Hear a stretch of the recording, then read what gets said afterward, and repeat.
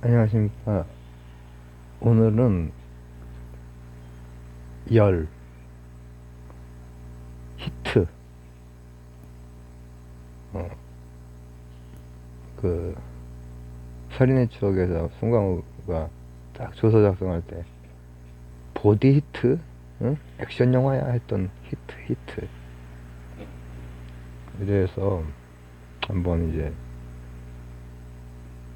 뭘 보려고 하냐면, 열에 대해서는 지금 이제 우리가 과학적으로는 그, 열에 대해서 수학적으로 잘 표현을 하고, 그, 어차피 에너지라고 했죠. 그러니까 운동 에너지라든지 포텐셜 에너지라든지 다 그걸 구할 수 있는 정량적인 방법이 있어요. 처음부터 재미되게 없나? 이제 그 과정으로 가는 데에 어, 시초가 되는 어떤 생각부터 그걸 밀고 가느라고 그 개념이 이제 조금 그게 어떻게 하면 기워 쓴 개념이에요. 열 용량이라든지 비열이라든지 이런 거. 비열은 지금 비열하다 할 때 민이 아니라 어, 스페시픽 히트 단위당 연용량을 말하는 셈이죠. 연용량이라고 하는 것은 뭐 예를 들어서 물 같은 거를 몇 도까지 올리는데 드는 그 에너지를 말하는 거예요. 근데 자 뭐로부터 시작을 하면은 소, 소, 음매 말고 단위. 그러니까 이 자연 철학으로부터 자연 과학이 이제 나오는 과정에서 실험과 그 이전의 사유가 결합을 하는데 그 결합을 할 때 역시 그리스의 논리적인 사유 그리고 분석적인 사유 이것들이 열역학에도 영향을 많이 줘요. 그렇기 때문에 처음에는 열이라고 하는 현상에 대해서 소로 설명을 했어. 소. 원소할 때 그걸 말하는 거예요. 원자론이 있었고 그런 그 소로 설명을 하는 것이 다 자연과학의 발달에 지대한 영향을 끼치죠. 미시 세계를 들어가는 그 원자라든지 양자역학으로 들어가는 거라든지 아니면은 분자생물학으로 들어가는 거라든지 아니면은 뭐 여러 가지 그 고에너지의 그 입자들 이런 것들을 그 설명하는데도 소라고 하는 것이 그리고 예를 들면 생물학에서 그 이제 그 발생기의 그 것도 그거는 이제 포자론이라고 하는 다 그리스적인 그 기반을 가지고 있거든요.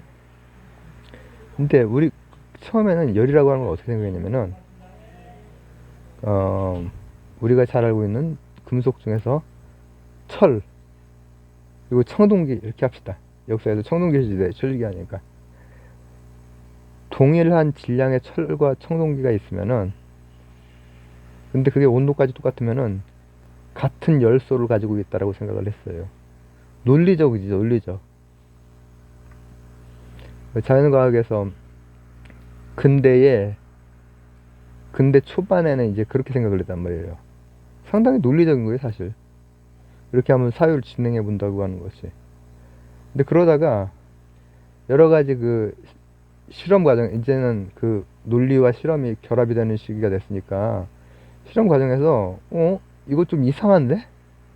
어떤 거는 온도를 올릴 때 그 들어가는 뗄감을 더 떼야 되고, 제가 지금 좀 비유적으로 얘기하는 겁니다. 그게 좀 이상한데?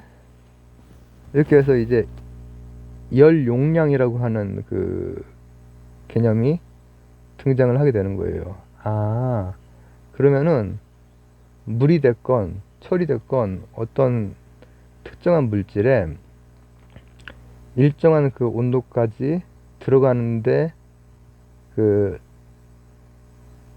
필요한 그 에너지 그거를 그 물체의 열 용량이라고 하자. 열소 개념에서 한 번 더 들어간 거죠. 현실에 맞게 이제 조금 그 고친 거예요. 근데 그러다가 미지세계가 엄청 이제 우리 지금 양자역학 얘기하는 게 아니라 그 당대의 이제 당대 물리화학적인 원자에 대한 거나 화학 결합에 대한 거나 이런 것들이 막 발달을 하니까 와, 이 연용량이 사실은 그렇게 되는 게 아니네. 그걸 이제 느끼게 된 거야. 실제로 그 에너지라고 하는 것이 실질적으로는 그 입자들의 운동 에너지가 열 에너지라고 했죠. 그거라는 것을 이제 깨달은 거야. 그리고 그거보다 이제 좀 더 진행하면은 그 화학적인 변화가 있을 때라든지 아니면은 입자 간의 상호관계, 인력 같은 거 이런 건 역시도 어떤 잠재 에너지로 하나하나씩 그 밝혀지는 거야. 아, 잠깐만, 내가 이거 하기 전에 그거 먼저 해야 되는데. 열, 열수에서 열 용량으로 이제 바뀐 거 그걸 먼저 하고 할게요. 우리가 알고 있는 파리나이트 그 온도계가 바로 수은 온도계잖아요. 수은주가 올라가고 내려가고 하는 거야. 근데 열수에서 열 용량으로 바뀐 게 사실은 아까 천리랑 구리로 얘기했지만은 실제로는 그 양반이 그 선생님이 수은하고 물하고 섞을 때 어느 한쪽에 온도를 올려서 섞는 거야. 같은 방식으로. 근데 물이 뜨거울 때가 온도가 더 많이 올라가. 깜짝 놀란 거지.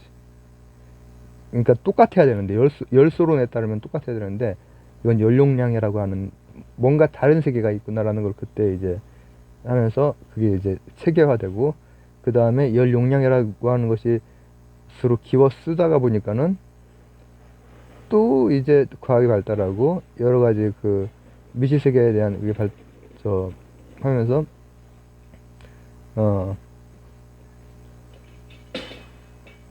운동 에너지와 포텐셜 에너지 이렇게 이제 바뀌는 거예요. 예전에 물상 시간 중학교 때 물상 시간에 운동 에너지와 위치 에너지 뭐 고등학교 때도 물리 때 그런 걸 했지만은 운동 에너지와 위치 에너지 그거를 지금 아마 그 용어적으로 거의 그 포텐셜 에너지로 거의 다 그 바꿔서 쓰고 있는 걸로 알고 있거든요. 요즘 나온 그런 요즘 나온 글들도 그렇지만 학생들이 배우는 교과서에서도 제가 뭐 몇 년 전까지 그 학생들 가르칠 때 보면은 과학 좋아하는 친구들 뭐 얘기하다 보면 포텐셜로 바뀐 것 같더라고. 그때 이미 포텐셜 에너지가 뭐냐면은 운동 에너지라고 하는 건 열이죠 결국. 포텐셜은 위치하고 가깝다고 생각하면 돼요. 그걸 이제 조금 그 용어로 말하면 등압, 등적 이렇게 얘기하거든요. 등압이라고 하는 거는 요 딱 정해진 요 내에서 운동 에너지 그것 하나만 가지고 바로 하는 것이고 등적이라고 하는 것은 이를테면은 피스톤 같은 거 그러면은 사실은 이게 에너지가 들어가면은 온도가 올라갈 뿐 아니라 피스톤 같은 게 이게 사실 그런 거 움직이는 게 다 뭐 피스톤으로 뭐 돌리고 뭐 무슨 그 과학의 이기를 할 때 쓰이는 거잖아요. 그런 과정들에 다 이제 열수에서부터 열용량이라든지 비열은 아까 말했듯이 비열한 그게 아니고 단위당 열용량 같은 거예요. 네, 이렇게 움직이는 거는 이제 포텐셜이 되는 거죠. 그리고 그것은 우리가 과학에서 맨날 쓰이는 거 보존의 법칙이 성립이 되는 거예요. 보존의 법칙이. 그래서 오늘은 열소에서부터 열용량, 비열 그리고 이하다 보니까 열용량이라고 하는 것도 과학이 더 발달하다 보니 실질적으로는 기체 간의 운동 에너지 요거라는 걸 깨달은 거지. 그럼에도 열용량이라고 하는 것으로 그것을 이제 운동 에너지 그 열 에너지와 그 포텐셜 에너지를 열용량이라고 하는 걸 가지고 기워서 쓰고 있어요. 실제로 이제 그 부분이 상당히 중요한 부분이죠. 이게 뭔가를 우리 그 세상의 문명의 얘기 아날로그적, 디지털적인 거 다 그걸로 구동되는 거예요. 증명해 볼까요? 아날로그적으로 움직이는 어떤 그 뭐라고 하면 좋을까? 자동차가 됐건 뭐가 됐건 그런 운송 수단과 디지털적으로 이렇게 구동되는 이런 것과 다 핵심 중에 핵심, 이런 걸 쓸 수 있게 해주는 핵심 중에 핵심이 뭔지 아세요? 냉각 시스템이에요. 그죠? 냉각기들이 다 이런데고 아날로그적인 데고 있다라고 하는 것은 열에 대한 대응인 거야. 이런 것도 다 열이 나거든.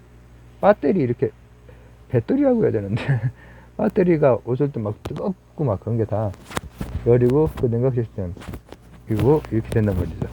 그리고 사실 이게 특히나 이런 전자전기 제품은 굉장히 약간의 전류 전압 이런 차이에도 그 민감해서 배터리가 이제 어느 정도 쓰다 보면 좀 나가고 여러 가지 그 에러들도 생기고 막 그런 것들이 있죠. 열이라는 거예요. 열. 그래서 열소에서부터 열용량, 그리고 냉각기까지 한번 어떻게 가다 보니까 같네요. 열용량에 대한 얘기 한번 나눠봤습니다. 감사합니다.